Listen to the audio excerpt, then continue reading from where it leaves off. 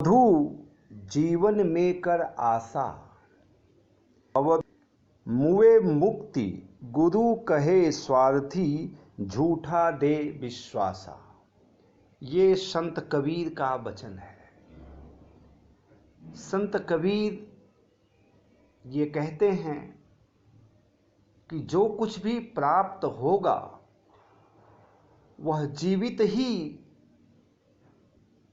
रहने में ही प्राप्त हो जाएगा। मौत के बाद, मृत्यु के बाद किसी प्रकार की मुक्ति नहीं होती। इसी वाक्य का समर्थन भगवान कृष्ण गीता के 5वें अध्याय में करते हैं। वो भी स्पष्ट रूप से कहते हैं कि जो कुछ भी प्राप्त होगा वह जीवन पर्यंत ही प्राप्त होगा, मृत्यु के बाद कुछ भी प्राप्त नहीं होगा। भगवान कृष्ण कहते हैं कि इंद्रियों का, जब तक आपकी इंद्रियां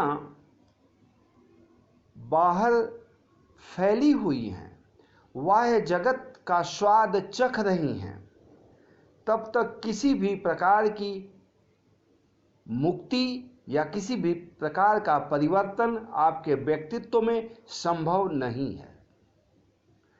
अगर मुक्ति चाहिए या किसी भी प्रकार की आत्मो उपलब्धि चाहिए तो उसके लिए आपको अपने इंद्रियों को समेटना होगा, उन्हें बाह्यमुखी से अंतर्मुखी बनाना होगा, तो ही तुम्हें मुक्ति प्राप्त हो सकती है। और यह मुक्ति मृत्यु के बाद नहीं प्राप्त होगी, यह जीवन में ही प्राप्त होगी। लेकिन इसके ये इंद्रियां हमारी अंतर्मुखी होंगी कैसे? इसके लिए भगवान कृष्ण एक छोटी सी ध्यान विधि का प्रयोग गीता में बताते हैं। अगर हम पूरी गीता का अध्ययन करें, पूरे महाभारत का अध्ययन करें, तो भगवान कृष्ण के मुंह से सिर्फ एक छोटी सी ध्यान की विधि का उल्लेख मिलता है, जो यहाँ पे हम आपको बता रहे हैं। भगवान कृष्ण कहते हैं कि प्राण और अपान, श्वास प्रश्वास जो हमारी चल रही है, इसकी चलने की जो प्रक्रिया है, इसी से हम अपनी इंद्रियों को वश में कर सकते हैं।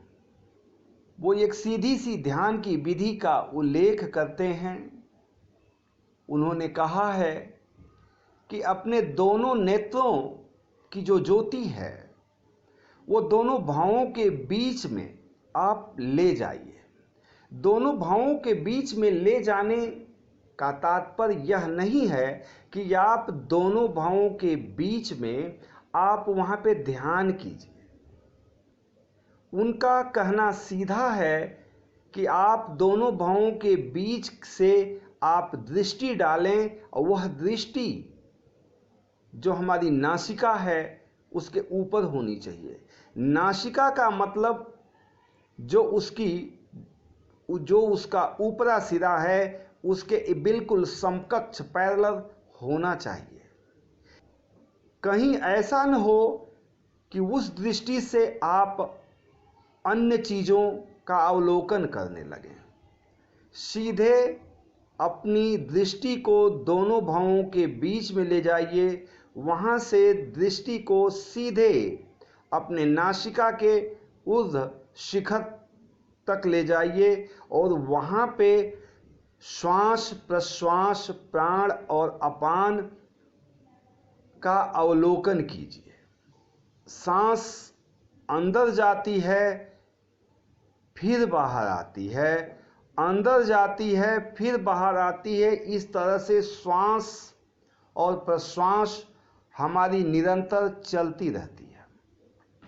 प्राण और अपान दोनों के लिए एक प्रकार का प्रकृति ने हवन कुंड बना रखा है। प्राण जब अंदर जाता है, श्वास जब अंदर जाती है तो उसका हवन कुंड अंदर है। अपान जब बाहर जाता है तो उसका हवन कुंड बाहर है। प्राण अपान पे अपनी सुरति को लगा दीजिए। श्वासों को बिल्कुल स्थिर होने का इंतजार कीजिए। जैसे जैसे आपकी सुरति सांसों पे, श्वास प्रश्वास पे लगेगी, वैसे वैसे आपकी श्वास तेज भी हो सकती है। लेकिन आपको कोई योग नहीं बताया जा रहा है। यह ध्यान की एक प्रक्रिया है जिसमें श्वास पर बल बिल्कुल देना ही नहीं है। श्वास एकदम प्राकृतिक रूप से जैसे चल रही है वैसे चलने दीजिए। श्वास प्रश्वास निरंतर कुछ देर के बाद बिल्कुल समतुल्य हो जाएगी। प्राण जिस रफ्तार से जाएगा, अपान भी उसी मंद गति से आएगा। फिर उस पे सुरति को लगाइए, सुरति टिक जाएगी। जब सूरत टिक जाती है तो ना ही किसी तरह का विचार, बाहर का विचार अंदर प्रवेश कर पाता है, न अंदर का विचार बाहर निकल पाता है। निर्विचार की अवस्था में सुरति बिल्कुल तेल की धार की तरह से खड़ी हो जाती है। उसी अवस्था में चिंतन का वह उच्च शिखर है। उसी अवस्था में विकारों से मुक्ति मिलती है। विकारों का उस हवन कुंड में आहुति होती है। इस आहुति के बाद मनुष्य निखर के बाहर आता है। जन्मों जन्मों के विकार, जन्मों जन्मों की स्मृति इस हवन कुंड में, प्राण अपान के हवन कुंड में जल जाते हैं। कोई विकल्प न अंदर बचता है, न कोई विकल्प बाहर बचता है। बाहर की चीज बाहर ही रह जाती है, अंदर की चीज अंदर ही रह जाती है। और बाहर की चीज बाहर के हवन कुंड में जल जाती है, अंदर की चीज अंदर के हवन कुंड में जल जाती है। यह एक अलग किस्म की विधि का उल्लेख भगवान कृष्ण करते हैं, जिसमें सांसों को, श्वास प्रश्वास को, प्राण और अपान को हवन किया जाता है, जिसमें संकल्प विकल्प न बाहर उठते हैं न अंदर उठते हैं। ऐसी स्थिति में आपके संचित विकार जल के भस्म हो जाते हैं। आपकी इंद्रियां अंतर्मुखी हो जाती हैं और आप निर्विकार अवस्था में पहुंच जाते हैं। आपकी सुरति ऐस पानी की तरह से नहीं टपकती, यह बिल्कुल तेल की धार की तरह से खड़ी हो जाती है। ऐसी अवस्था में अगर मनुष्य चिंतन करता है तो वह चिंतन का उच्च शिखर बिंदु पे पहुंच जाता है।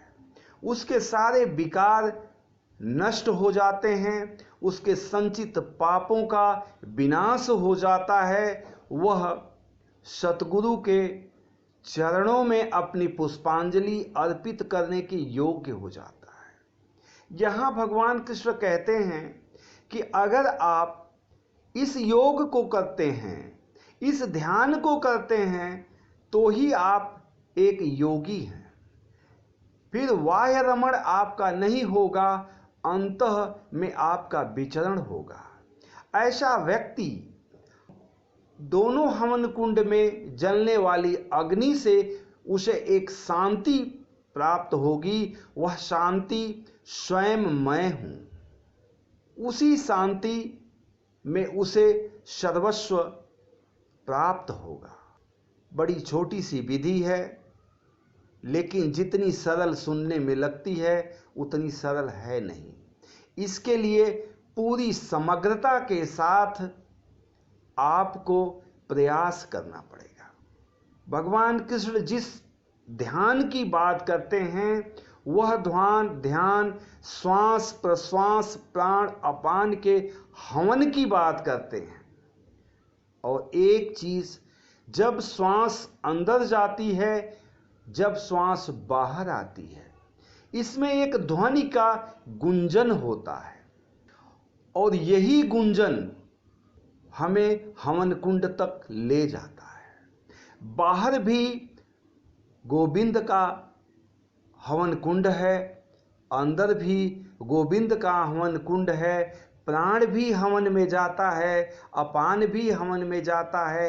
एक स्वर उभरता है सांसों में और उसी पे सुरति को लगाना है, उसी से विकार नष्ट हो जाएंगे, सारी इंद्रियां अंतर्मुखी हो जाएंगी। इसके बाद हमारे हृदय का जो कमल है वह खिल सकता है, हमें सतगुरु का प्रकाश दिख सकता है, हमें जो शांति प्राप्त होगी वही मुक्ति है, वही परम धाम है, वही वैकुंठ है, वही सतगुरु है, वही गोविंद है। धन्यवाद दोस्तों, आज बस इतना ही।